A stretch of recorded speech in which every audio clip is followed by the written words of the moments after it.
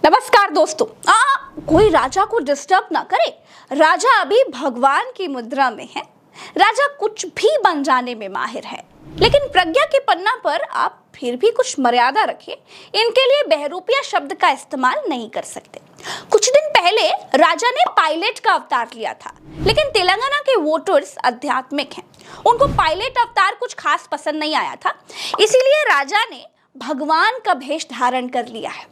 ये सही समय है दोस्तों कि अब ये खबर फैला देनी चाहिए कि कलयुग में काफी लंबे समय से वेटिंग में चल रहे कल्कि भगवान का अवतार 73 साल के चश्मा लगाए नेता के तौर पर हो चुका है। जी हाँ, भ्रम पैदा करना राजा की खासियत है। 15 लाख और काले धन का भ्रम पैदा करके राजा अपनी कला का लोहा तो पहले ही मनवा चुके हैं। दोस्तों, जिस देश के 41 मजदूर सुरंग में फंसे हों, उस देश के प्रधानमंत्री तिरुपति बालाजी जाकर के रैली में आने वाले अपने समर्थकों के लिए आशीर्वाद मांग रहे हैं। सोचिए, दुनिया का कोई भी राजा अपने नागरिकों की सलामती के लिए दुआ मांगता है, लेकिन भारत के राजा के साथ ऐसा नहीं है। जैसे दोस्तों वो एसी और कार में मोड्स होते हैं ना आजकल, बिल्कुल वैसे ही भारत के राजा के भी मोड हैं। भारत के राजा इस समय चुनावी मोड में हैं, और चुनावी मोड में राजा को वोटर के अलावा और कुछ दिखाई नहीं देता है। मैंने तिरुमला में भगवान वेंकटेश्वरा के दिव्य दर्शन किए, उनसे आप सभी के लिए आशीर्वाद लिया। देश की तरक्की और विकास के लिए टनल खोद रहे मजदूर जाए चूल्हे भाड़ में। इस समय वोटरों के लिए आशीर्वाद बड़ा आवश्यक है। समय आने पर गधे को बाप बनाना पड़ता है। इस कहावत का इस्तेमाल कहाँ करना है अगर आपको ठीक से नहीं आता तो मोदी जी से समझ लीजिए। मोदी को रैली में आए लोगों के भीतर भगवान का रूप दिखाई दे रहा है। आप जनता जनार्दन भी ईश्वर का ही रूप है। आपका इतनी बड़ी संख्या में यहाँ आकर बीजेपी को आशीर्वाद देना ये दिखाता है कि तेलंगाना एक नया इतिहास रचने की तरफ बढ़ रहा है। मोदी को कुछ समय पहले तक उत्तराखंड की जनता में भी ईश्वर का रूप दिखाई दे रहा था, लेकिन अब जब उत्तरकाशी में 41 मजदूर 10-12 दिनों से सुरंग में फंसे हैं, जिंदगी की जंग लड़ रहे हैं, तब राजा को रैली में आए लोगों के भीतर भगवान नजर आ रहा है।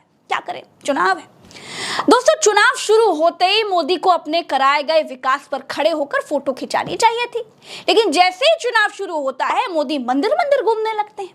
उनको मालूम है कि देश की जनता सिर्फ मंदिर और धर्म के नाम पर ही वोट देगी। हम चांद पर पहुंच गए, लेकिन सुरंग में नहीं पहुंच पा रहे हैं। मोदी इसरो के दफ्तर पहुंच गए थे झंडी लेकर के, लेकिन उत्तरकाशी नहीं पहुंच पा रहे। मोदी रैली में आने वालों के लिए तिरुपति बालाजी से आशीर्वाद मांग लाए, लेकिन सुरंग में फंसे लोगों को याद नहीं कर पाए। इस देश का इतिहास गवाह है कि जब जब देश को अपने प्रधानमंत्री की जरूरत पड़ी है, तब तब देश के साथ नहीं मोदी जी चुनाव में खड़े पाए गए। याद कीजिए, कोरोना के समय बंगाल चुनाव में खड़े थे। महिला खिलाड़ियों को जब न्याय देना था तब कर्नाटका चुनाव में खड़े थे। मणिपुर जब जल रहा था तब भी चुनाव में खड़े थे। मोदी एक ऐसे राष्ट्रवादी नेता हैं जिनको रैलियों से सिर्फ मोहब्बत है। राजा समाज को सिर्फ वोटर की नजर से देखता है। राजा प्रोपेगेंडा प्रिय है। राजा को अपने आसपास कैमरास चाहिए। राजा के पास वोट का आधार सिर्फ धार्मिक है दोस्तों।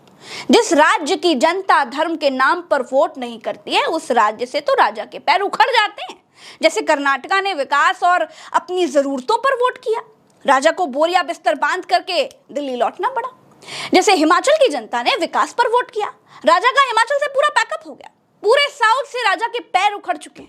राजा को मालूम है कि तेलंगाना में राजा का विधानसभा चुनाव में कुछ है नहीं, लेकिन राजा जी जो हैं वो लोकसभा चुनाव की जमीन तैयार कर रहे हैं। राजा को डर है कि कर्नाटका, तेलंगाना और आंध्र, साउथ में यही 3 राज्य हैं जहां से राजा को कुछ मिलने की उम्मीद है। बाकी पूरे साउथ से तो राजा का डब्बा गोल ही है। राजा एक तरफा कम्युनिकेशन का मास्टर आदमी है। राजा को सवाल पसंद नहीं है दोस्तों। राजा को भगवान बनने में मजा आता है। इसीलिए थाली बजाकर अगर आपके हाथ खाली हो गए हों तो आरती उतारने के लिए हाथ उठा लीजिए। राजा जी ने फोटो खिंचवा ली। चलते हैं। नमस्कार दोस्तों।